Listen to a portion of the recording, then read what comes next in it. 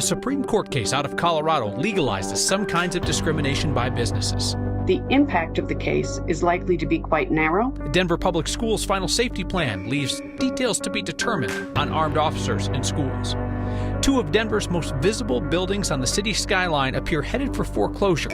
What would happen then? It's really an office epidemic across the U.S. Frontier Airlines is charging people to use the internet at home. And together, we're providing a summer camp experience for young Coloradans who might otherwise be left out. Because, this is the news, but it's also next. The Supreme Court has opened the door to legalize discrimination in Colorado. The only question now is how far businesses can go to deny service to somebody based on who they are or who they love.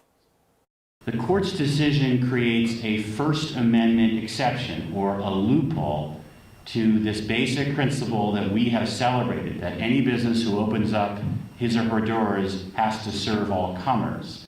Democratic Attorney General Phil Weiser was on the losing end of the court's decision today. Colorado state law says that businesses cannot refuse customers based on characteristics like race, gender, sexual orientation. The Supreme Court ruled today 6-3 in favor of Lori Smith, a website designer who says she wants to make wedding websites, but only if she can discriminate against gay people. The Supreme Court says that expressive businesses like designers and artists cannot be forced to share a message they disagree with. Lambda Legal, an LGBTQ advocacy group, says this ruling does not give all businesses free rein to discriminate.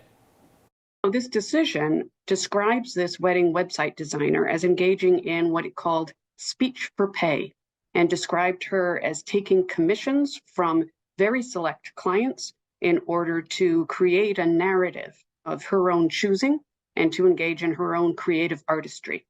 So the court is very clear that the vast majority of commercial businesses are just not going to fall into this category because they are engaging in routine commercial speech. So where will that line be drawn on now legal forms of discrimination? Our Angeline McCall spoke with advocates who worry this could take us back to the days of signs in storefronts announcing who's allowed inside. On the last day of Pride Month, the LGBTQ+ community learned they'll have to face more hate, according to advocates. Today, with this ruling, it makes you wonder which business is the business that's going to decide to discriminate against you. Marty Moore with Out Boulder County says the Supreme Court's decision means fewer rights and more discrimination. I've always assumed I could be served at any business. I've had experiences where that hasn't been true, but it hasn't been legal. Now it's legal. Marty worries just how many other businesses will use the 303 creative case as a reason to turn away LGBTQ+ customers. The impact of this case will create real hate. This is just the beginning of opening a door to more division in our community, unnecessarily. No one is threatening anyone's religious beliefs. And when one community faces inequality, Marty worries who will be next. Today's ruling gives me great concern for the future of the United States and LGBTQ rights and rights of all those in a protected class, particularly communities of color. Attorneys agree and say all protections are at risk. That would apply equally to any marginalized group that currently enjoys protection from non-discrimination requirements. So everyone should be concerned that this is an attack on civil rights broadly. With so many steps made in the past, the new reality for Marty is knowing that progress is gone. After today, it is clear that people of my generation, even people 10, 20 years younger than me, will not leave this world with their rights intact. Attorney General Weiser said he feels concerned about how other businesses will try to find loopholes to only serve certain people. He even went so far as to say that this could stretch to people saying they don't want to do business with women-owned companies because they believe women shouldn't be working outside of the home. So, as he points out now, people are going to hear this message, not being legal experts themselves, and they're going to make decisions about what they think they can do in their business. And then it's going to be up to the state and regulators to tell folks, here's what's legal, here's what's not. Right, and one of the things about this case, right, it's about a creative expression. But what constitutes as creative, right, is landscaping and landscapers. Is that a creative expression? Does that mean you're going to turn down someone who wants business to come do landscaping? Stuff as simple as that, right? And I think it's going to bring into a lot of questions as to what that actually means. What is creative expression and whose business applies to it? So we see where those guardrails are. All right, Angeline, thank you very much. So Democrats, progressives have just taken one L after another from the conservative court this week. Affirmative action struck down, anti-discrimination laws weakened, and also today, justices blocked President Biden's student loan debt relief plan. The conservative justices said in a 6-3 decision that it was an unconstitutional use of executive authority. That plan would have canceled or reduced the debt for millions of borrowers. 22 million borrowers nationwide had applied for the relief. That included 471,000 applications out of Colorado.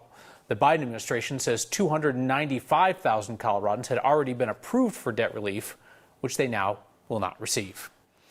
Denver Public Schools' new safety plan out today rehashes a lot of what the district was already doing. It keeps armed officers in schools, adds mental health services for students, lets individual schools decide if they want weapons detection systems, and says that the district's internal safety team members need to be there when they're doing weapons pat-downs. Still fuzzy, though, on some of the details on armed officers. But a good part of the plan is a work in progress. Perfect example is even the SROs. We have yet to establish a new memo of understanding, which we refer to as an MOU, for obvious reasons. We have transition in the city, so Mayor-elect Johnston will soon to be mayor. We have a great chief of police, and he's willing to collaborate, but we have to have that transition happening before we sit down and put pen to paper. Superintendent Alex Marrero says even if they don't have a long-term deal with Denver police by the start of the school year, those 14 police officers who were on DPS campuses at the end of the last school year will be returning come fall. Two of the most iconic buildings in Denver's skyline are in real financial trouble. Lenders have taken over the management of Republic Plaza and the Wells Fargo Center, known as the cash register building. The owner of both buildings has defaulted on a loan. Steve Steger looks at what happens next. Well, since COVID began, it's become more and more common. The new normal strikes again. One of the core issues certainly is that less people are going to the office. Since the beginning of the year, Republic Plaza and the Wells Fargo Center have been on thin financial ice. By the way, from now on, I'll call the Wells Fargo Center what it really is, Denver's cash register building. But basically the owner of those two buildings, same owner, has defaulted on the loans. Thomas Gownley is a reporter for Business Den who's covered the tough situation for these two buildings. It's not like a 30-year mortgage where you have the same rate. At the end of the loan term, you might still owe, $100 million plus, and you either need to give the bank $100 million at that date, or you get a new loan. The problem is getting a new loan is tough. Interest rates are high now, and those buildings aren't worth what they once were. Gownley says Republic Plaza was valued at $535 million in 2012. Its latest valuation put the building at $298 million. So, oops, we lost $230 million.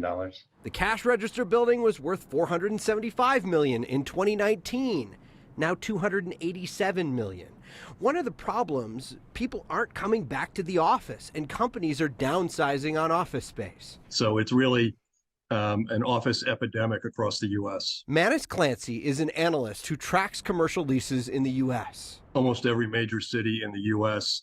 has at least a couple of buildings that are similar to Republic Plaza and the Wells Fargo Center in Denver. So what happens if these buildings go into foreclosure? Do they get boarded up? Doubtful. These are really iconic buildings for Denver, so I expect somebody will want them, just not for the prices that were paid a couple years ago. Gownley says you don't have to look far down the street for proof. The former World Trade Center, now Denver Energy Center, foreclosed last year. There's still companies that report to work at the Denver Energy Center. It's now owned by Chase Bank. So the buildings won't be turn into wastelands. So now it's time to ask that eternal question. Why don't you just turn them into apartments, right? Well, the city's obviously looking at repurposing office space into residential, but these buildings would be tough to do that. Think about it. You're going to want a window on your apartment, so they would build apartments around the exterior of the building, leaving tens of thousands of square feet, Kyle, right in the middle of the building, unused. Yeah. Unless you want the biggest apartments you've ever seen before. pickleball courts. Yeah. Just a thought there. But I mean, it's not like there isn't new office space being built. That's weird, though, that they're building new office space around town while other office space sits vacant. Yeah, well, if you want to draw people back into the office, they want a fancy, shiny, new office space. They call that Class A office space. These other buildings are turning into Class B and Class C, built in the 80s. You can't update them as easily. They're likely going to have to update them at some point to make them a little bit newer and fresher, but you're always going to have those new, shiny buildings that everybody wants to be. That's interesting context. Class A report, Steve Stager. Thank you. Class A report. Kids are headed off to summer camps of all sort right now, including a camp for kids who might otherwise be excluded from that fun because of their intellectual and developmental disabilities. Since Wednesday, you've raised more than $12,000 to support the nonprofit Imagine's summer camp program. They pair campers with therapeutic staff, adaptive outdoor equipment, and one-on-one plans so that they can have a summer camp experience just like their classmates. Scan the QR code on your screen or text the word THANKS to 303-871-1491 to join me and a bunch of other Coloradans in donating to Imagine. We know the impact that your $5 donations can have. Since 2020, you have raised more than $11 million for Colorado's nonprofits through your Word of Thanks microgiving. There are thousands of people just here at this airport that have been here for 2-3 days, even longer than myself. United customers are going through the ringer at DIA, almost enough for them to go online and book a ticket with Frontier. Wait, before you do that, you need to hear about Frontier's using the internet fee. Seattle has nothing on the rain that we have seen lately, for real. And we went out to find your good news on a Friday and ran into some interesting characters. Some you'll recognize, one you elected to office. That's next.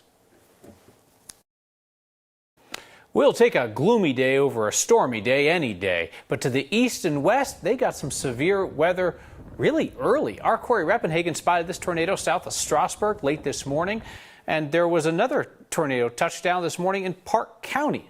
So far, no major injuries or damage reported in either place. It was just more rain for Denver today. Check out the math that our Chris Bianchi did. Since January 1st, Denver has seen more rain than Seattle, D.C., and Dallas. Well, that's snow too, so it's snow and rain. It's precip. More than Seattle, D.C., and Dallas. Those cities typically triple our totals in the same 6-month stretch. Absolutely soaked. So when do we get the rain next, Danielle? It looks like we might find a few rain showers on Sunday, late afternoon into the early evening, kind of another round of storms. But I think we're in for a break. Some sunshine, believe it or not, coming out across the Front Range. Looks awesome. If you're heading across downtown, you're heading to Coors Field this evening, I think you shouldn't have any issues. Most of the wild weather, well, for today, is done. Look at this. Here we are winding down June, and there we are, taking the cake with that #1 spot. More than 6 inches of water. Just absolutely unreal and now historic. We still have a severe thunderstorm watch in place for portions of far southeastern Colorado. Through on the lightning tracker, more than 1,000 strikes, most of those across the eastern plains up into the high country. But for the urban corridor, it is quiet, it is calm. So nice to be able to say that. We have a severe thunderstorm warning, however, still going for parts of extreme southeastern Colorado, Baca, Bent, Prowers County for about the next 15 minutes. 70-mile-per-hour wind gusts coming with that storm. As we look ahead toward this evening, 11 o'clock or so, it's quiet, it's calm across the entire state. We'll kick off the day, plenty of sunshine. By the afternoon, a few thunderstorms will fire up in the mountains, but it's going to be too dry here in Denver really to see those materialize. On Sunday, we'll have a better shot. Look at this, so much sunshine, highs back into the low 80s. We'll be looking at 60s and 70s up in the high country, and then your 7-day forecast, isolated storms on Sunday, 90 on Monday. We'll bring back a better chance of storms firing up on the 4th of July.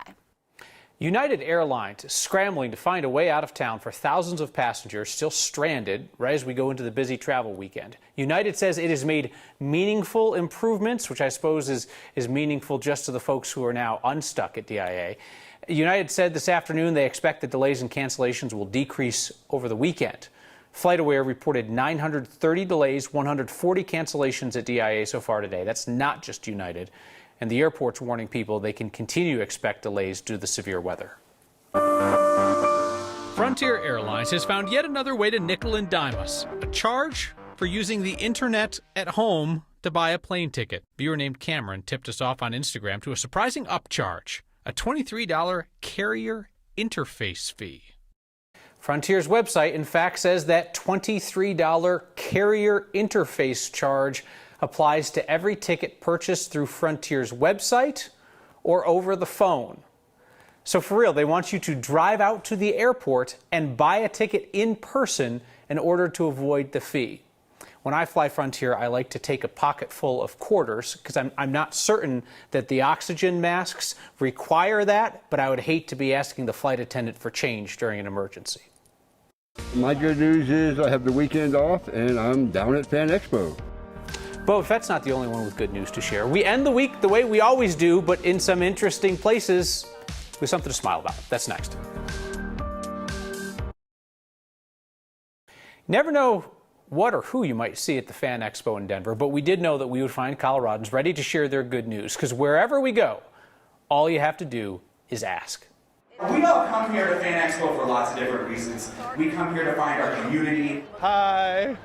I think that's Sora. We come here to nerd out. It's an endearing term. That would be Boba Fett from Star Wars. My good news is I have the weekend off and I'm down at Fan Expo. We come here sometimes to meet the people that have inspired us. My good news is that I'm here again at Fan Expo a year later and I turned my life around. And I hear that there's a special guest that you would love to meet. And now I turn into Pikachu. We are so excited to make that dream come true. My good news is that I got my driver's license. My good news is my baby, Iona, just turned 1.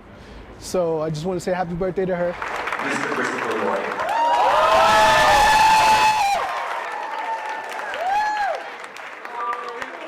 Welcome to Colorado. Oh my gosh. My good news is that I turned 51 on Friday last week, and I went to 4 concerts in 1 week.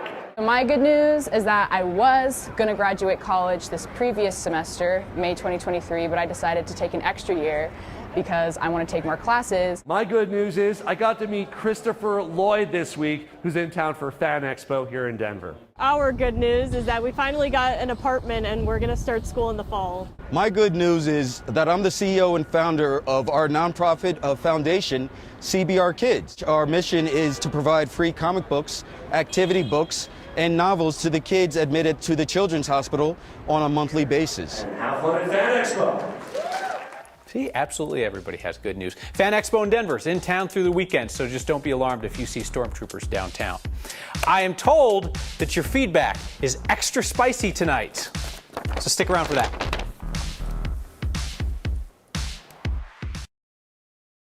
Feedback tonight on our reporting about the Supreme Court striking down a portion of Colorado's anti-discrimination law as it applies to creative businesses and whether they have to serve LGBTQ customers. Laura writes in eloquently, "You just suck. The ruling gave back free speech and stopped government interference. You continue to disappoint and promote your own agenda. Just stop, you," and the last word I can't say on the TV. Laura, free speech is obviously a wonderful thing. We utilize it here every night. Free speech can change the world for the better, or you can use it to publicly beclown yourself. Al writes in, "Why does it seem like every time I watch your show, you are always broadcasting some report on the LGBTQ community?" Well, Al, a number of those reports lately were about various pride events around town and associated issues. Obviously, this week we were also talking about it in light of the coming Supreme Court decision on anti-discrimination laws. A note from Kevin and Brad. "Thank you for your reporting, not only of the parade and festivals, but of everyday LGBTQ people. Your stories of us, regular people, living our lives, raising our kids, being good husbands and wives like everybody else, are important for straight people to see. Kevin and Brad write, you telling our story is important and life-changing for us." So I think, Al, Kevin and Brad might have answered your question. We'll see you next time.